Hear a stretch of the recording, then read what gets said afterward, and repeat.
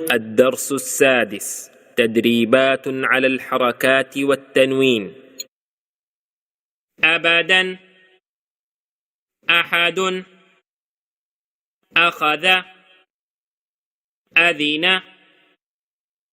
أمر، أنا، بخل، بررة، جعل، جمع، حسد، حشر، خشي، خلق،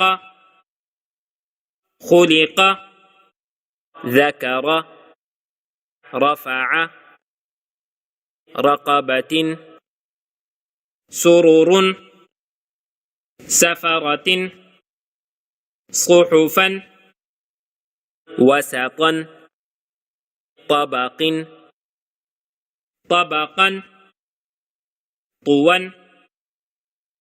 عبس، عدل، علق، عمد، عنبا، غبرة، فعل، قترة، قتل، قدر، قرئ، قسم،